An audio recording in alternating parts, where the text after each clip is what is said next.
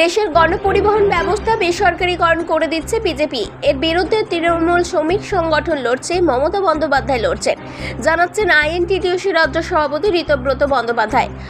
শুক্রবার দুপুরে দুর্গাপুরে দক্ষিণবঙ্গ রাষ্ট্রীয় পরিবহন সংস্থার দপ্তরে একটি ডেপুটেশন কর্মসূচিতে অংশ নেন আইএনটিটিউসির রাজ্য সভাপতি। সঙ্গে ছিলেন জেলা আইএনটিটিউসির সভাপতি অভিজিৎ ঘটক সহ স্থানীয় শ্রমিক নেতৃত্ব। দক্ষিণবঙ্গ রাষ্ট্রীয় পরিবহনকে আরও কিভাবে মানুষের স্বার্থে কাজে লাগানো যায় সেই আলোচনাও এদিন এমডির সাথে করা হবে বলে জানান তিনি।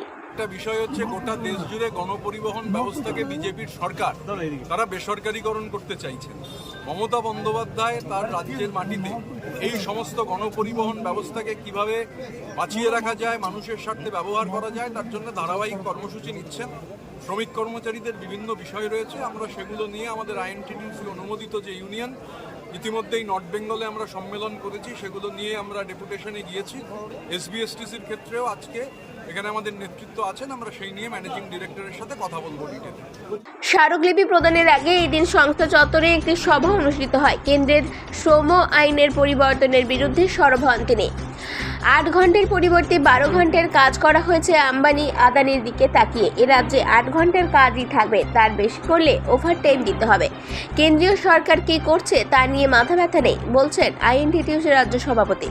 মূল কথা হচ্ছে 8 ঘন্টার পরিবর্তে প্রয়োজনে 12 ঘন্টা পর্যন্ত কাজ করতে হবে এবং 300-র বেশি শ্রমিক কর্মচারী নেই এমন সংস্থায় শ্রমিক কর্মচারীদের রাজ্যের শ্রম আদালত, পুলিশ প্রশাসন কারুর কাছে যাওয়ার কোনো অধিকার থাকবে না।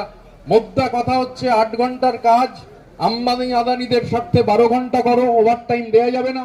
12 ঘন্টার অতিরিক্ত কাজ করলে ওভারটাইম, আর ট্রেড ইউনিয়নের অধিকার কেড়ে নেওয়ার নানান রকম ষড়যন্ত্র।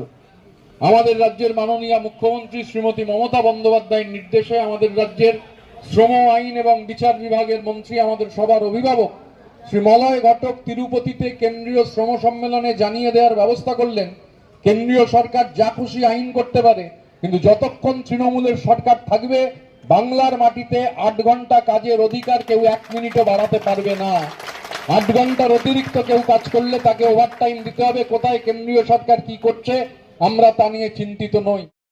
দুর্গাপুর থেকে কৌশিক বাসুর রিপোর্ট, 99 নিউজ বাংলা।